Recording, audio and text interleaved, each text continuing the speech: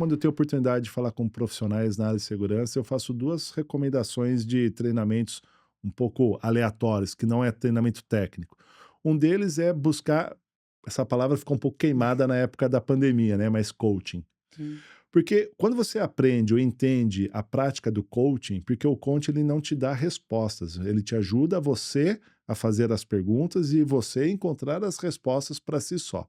Então, quando eu falo para um profissional de segurança se desenvolver e adquirir um pouco de habilidade da dinâmica de coaching, a gente faz desse profissional muito mais multidisciplinar, porque esse profissional ele começa a aprender a dialogar e se questionar e trabalhar com outros profissionais de outras lideranças, eh, e fazer todos crescerem juntos, porque nem sempre todo mundo tem a resposta ali na ponta. Então, Sim. a dinâmica do coaching ajuda bastante. E aí, aproveitando, um outro tema bastante interessante, que eu recomendo também para profissionais de segurança, é treinamento ou pelo menos buscar um pouco de conhecimento de PNL, Programação Neurolinguística. Bem, tive Aqui nos oportunidade. Estados Unidos é um treinamento que as pessoas fazem muito, muito, principalmente pessoas que vão estar em reuniões. É muito comum esse tipo de treinamento. Explica para o nosso pessoal o que que consiste o PNL. O PNL, né, que é Programação Neurolinguística, ele ajuda a entender o comportamento humano através da sua natureza humana, né? Seja da forma de falar, da forma de se expressar, o que faz as pessoas construírem determinados comportamentos ou estabelecer determinados comportamentos. É, o- a prática do PNL, inclusive, ela é uma recomendação muito boa até para processo de investigação. Eu gosto um pouco dessa parte de linguagem corporal, né, e tá bem atrelado aí ao rapport, né, a parte de espelhamento, é você, num processo de investigação, você saber se a pessoa está mentindo, Ué.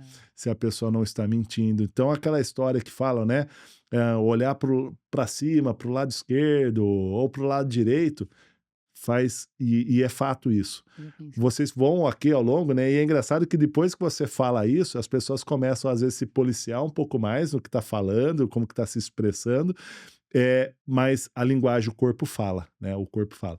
Então o PNL te ajuda muito a você entender um pouco mais do comportamento humano. Eu acho que então um profissional de segurança, ele também, se ele tem esse viés de buscar mais conhecimento, de querer evoluir profissionalmente, ele tem que sair um pouquinho da caixinha ali do lado técnico e buscar essas capacitações um pouco mais diversas.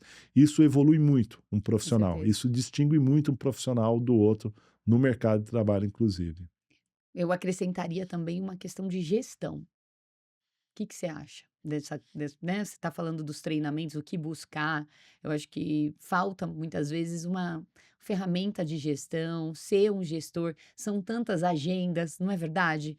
De segurança, então como gerir isso, como organizar tudo isso? Porque às vezes, né, a própria liderança está olhando para o que a segurança está fazendo e parece que está tudo embolado, né, assim, ah, mas espera aí, tem muita coisa sobrepondo. Não, não, espera, né, ele ter essa visão estruturada, eu acho que a gestão, ela gestão com organização, né, você pega a etimologia da palavra organização, o que que é?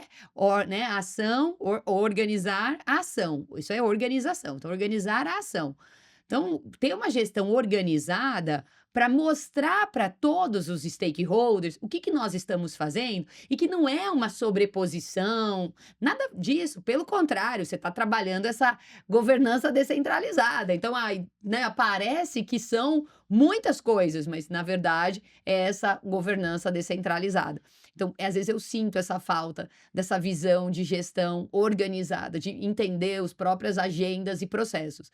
Você já passou por algum tipo de situação como essa? Você tem essa percepção? Eu vou te falar, Andresa, que é super importante a organização, ainda mais para a área de segurança, porque a área de segurança, desde um certo princípio, ela sempre foi uma área técnica, ela continua sendo, na verdade, uma Sim, área técnica, mas ela vem evoluindo muito, deixando de ser técnica, sendo uma área um pouco mais nessa pegada comportamental, uma área mais humanizada. Então a gente começa a falar de outros skills de profissional.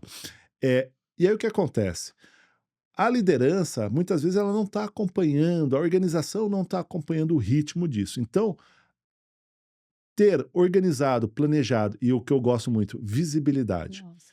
É você trazer visibilidade dos processos, o que que existe, por que que está acontecendo e como que isso vai fluir. E tudo tem um tempo, tem ali, que seja grupos de discussão, existem agendas, existem momentos, tem tanta coisa legal que deve e tem que ser feita, mas talvez não agora. Não é o momento certo para ser feito. Tem uma questão de planejamento. Existem fases para que você Sim. possa desenvolver.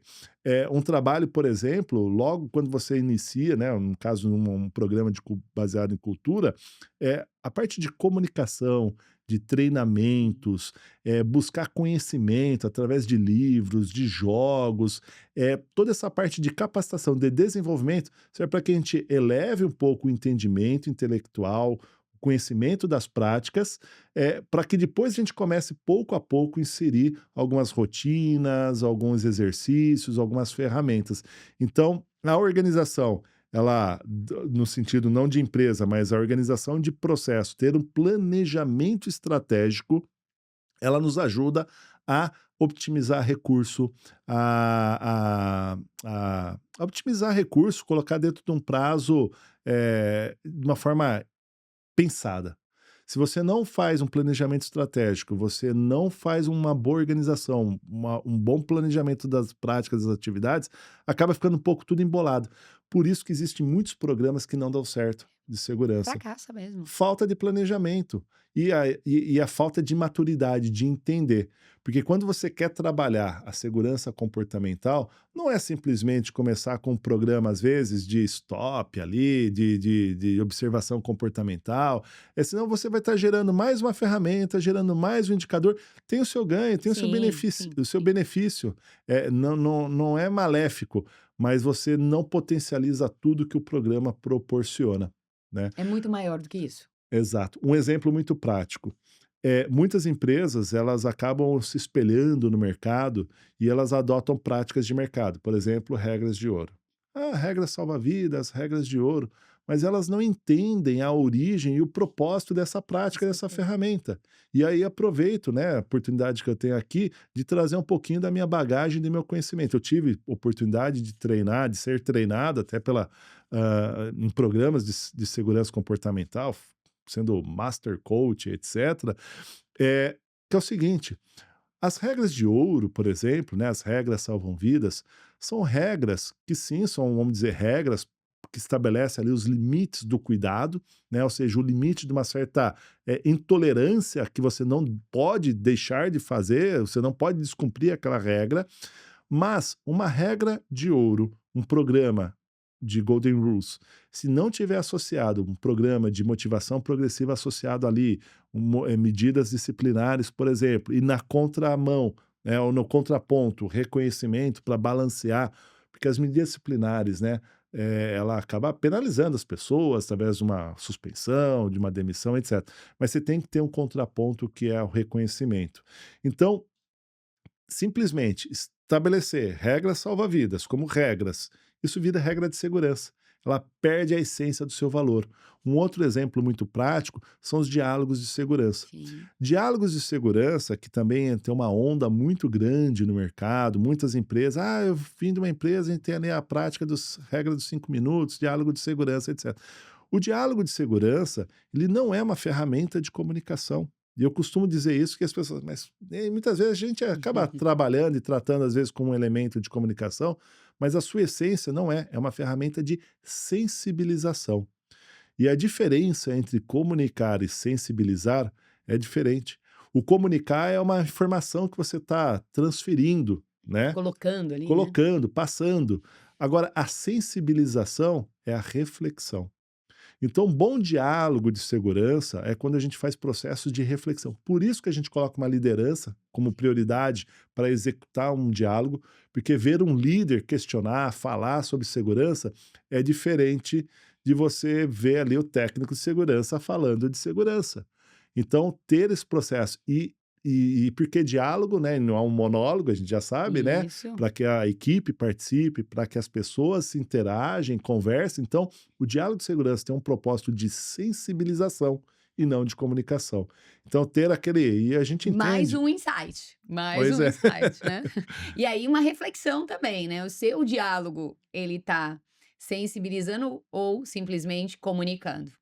Acho que vale, né, essa reflexão. Será que Total. tá gerando essa reflexão dentro, né, do diálogo mesmo ou é só palavras?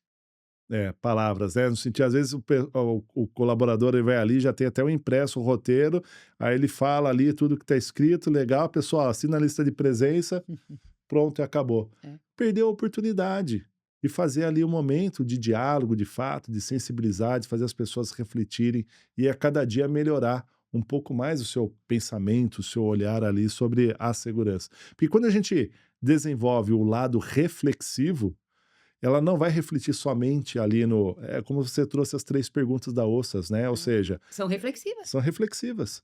E é nisso que faz a gente, né, já trazendo outra palavrinha mágica, evoluir a percepção de segurança.